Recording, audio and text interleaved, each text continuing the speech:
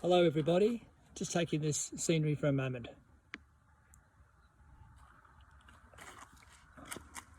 Hi again. What I'd like to do today is put my focus on what to do when you arrive in a regional town that you haven't been to before, or you've been going to on a regular basis and you would like to understand what's been happening in the area.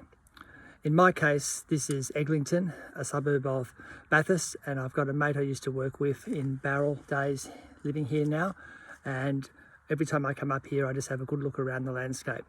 Don't want to give too much away because you'll see in the following clips the sort of geography I'm talking about, but I guess it's fair to say the priority is when you come into a new town, come in with your eyes open, looking around, seeing what things have changed, what haven't changed.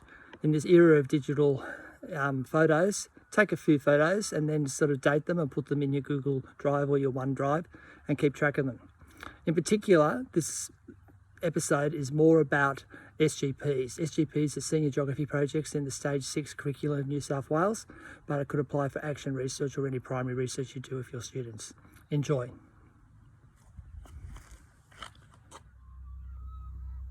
Morning everyone. Every time I come into a new regional township, I do three things. I measure about 3 or 4 kilometres out of town for my out and back 6 kilometre run, particularly if I don't know where I'm going. I imagine what the explorers were seeing when they came through, and then I get involved with the local geography of the township. I'm at a friend's place here in an outer suburb of Bathurst called Eglinton, and you can see here it's a new subdivision, and every time I come here I'm intrigued because there's a floodplain just here. And the last time I was here I went for a run, which I'll show you soon. There's no water in it at the moment, but in the recent rains it was flooded right up to the edge of the cycle path here. My understanding is you can see where it drops off. Over there on the left hand side in the sun, it's a little bit hard to see, but there's a bit of a hill, and that would be the original farmland homestead there, where you can see in the very distance, I'll just stop for a second, you can see the telecommunications tower.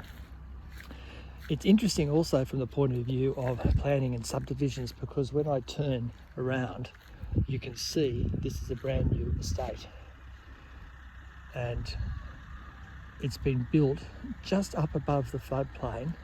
And when I was here last time I thought it would be worthwhile just going for a bit of a jog, because I can't see any evidence of any river per se yet. I came in at the night, though I do remember going over a bridge.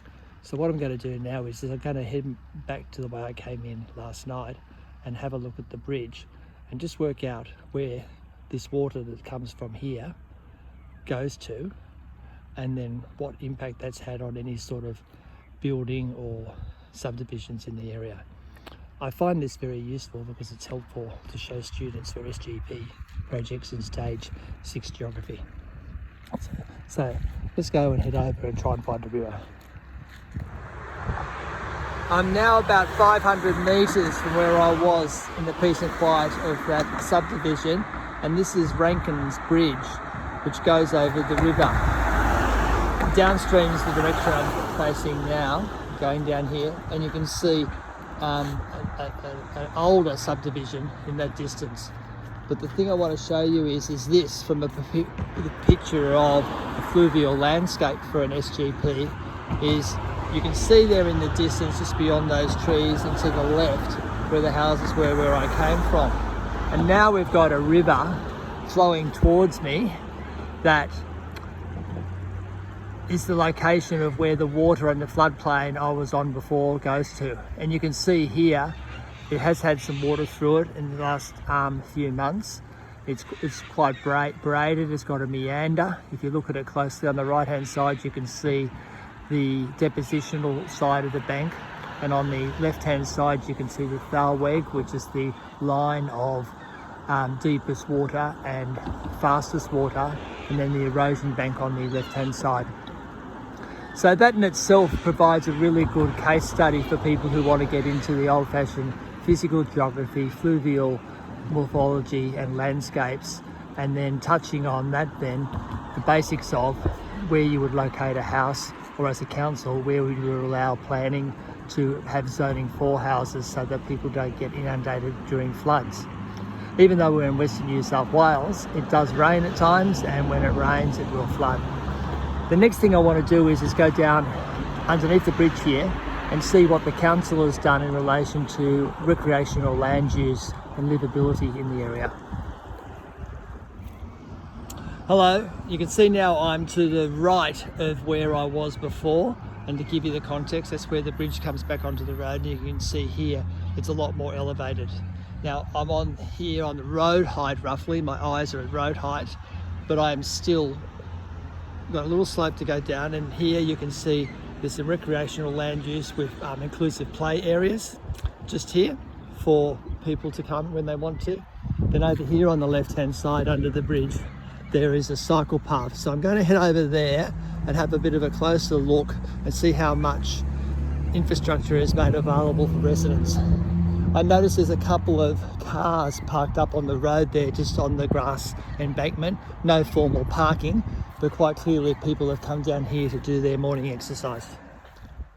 I'm under the bridge now, and you can see there's evidence of recreational land use, or should I put just, looks like it's just kids riding their bikes down here. You can see the bike trails and their circles just here.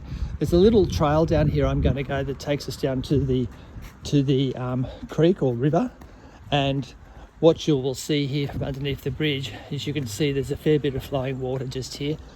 I was probably technically wrong, it wasn't braided. You can just see here now where there's water, and there's a deeper channel there on the left, but there would be water flowing along here at higher rainfall. And then over on this side here, I'll just jump over this to make sure I don't fall over. There, you can see here quite clearly where the water's been, this has been dumped here, but you can see here where the water has knocked out trees and they've been pushed downstream in weather events.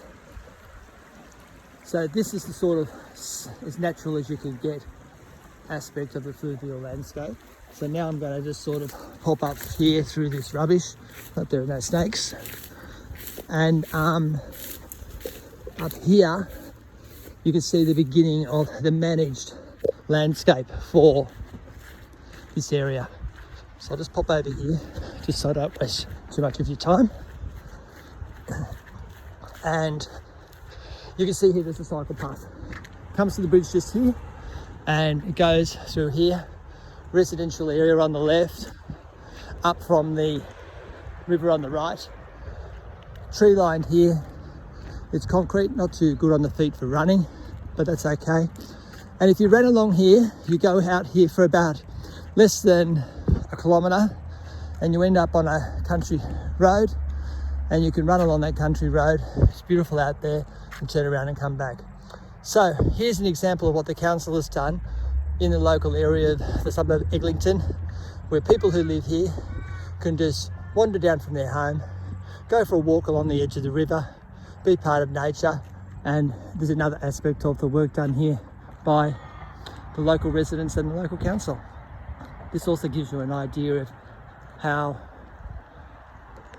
steep it drops down. So that's all from me. I hope you enjoyed that, and I'll pause for the time being.